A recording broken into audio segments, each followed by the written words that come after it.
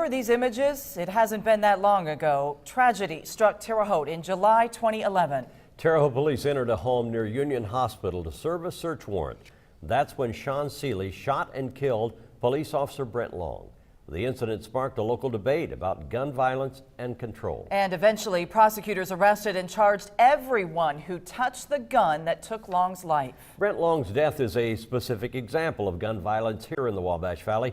Today, President Barack Obama announced his plan for federal gun legislation. This after the Sandy Hook Elementary School massacre. The president signed 23 executive orders at the White House today. He also asked Congress to pass legislation on several weapons issues. Those include universal background checks for anyone wanting to buy a gun, restrict weapon magazines to 10 bullets, enforce stricter regulations against dealers who sell guns to people who cannot have them, and restore an expired assault weapons ban. And now the conversation starts. News 10's Rondrell Moore sat down with students on Indiana State University's campus while the president made the announcement. He begins our News 10 team coverage tonight. He has more on our top story. Rondrell?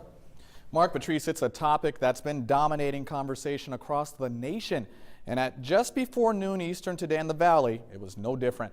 I got a chance to speak with some folks on both sides of the aisle. Take a look. An Indiana State student watches with intensity. No, it's not a sport, but he's as animated as any sports fan would be. Ayrton Engel is watching the president detail his plan. You see, he's the president of the Students for Concealed Carry organization. He doesn't speak on the national group's behalf, but you can bet he has his own reaction, especially when it comes to a potential ban on automatic weapons. By going after them and trying to ban those things, I think that that President Obama and a lot of his constituents are alienating a lot of the people of the United States. Now, he didn't disagree with it all. He's in favor of universal background checks, but he believes overall the president missed the mark. They're not focusing on the person who's committing these acts and who has these problems. But as with all issues this complex, there is another side. These two women have a unique perspective, one that they say makes them extra sympathetic to those in Newtown.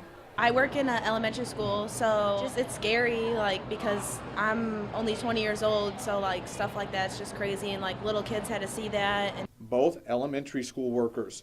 We asked what they felt about the president's remarks. I definitely agree that they should be banned. With everything changing, everything's already changed after the shooting, and things are probably going to change even more, so that's something that we're going to have to adjust to as well. These two and Engel agreed there's no simple solution to all of this. But like others, they feel it's important that the country keeps the discussion going. And the discussion continues. We want to know how you feel about President Obama's announcement. Let us know by using our reported feature or by going to our Facebook page.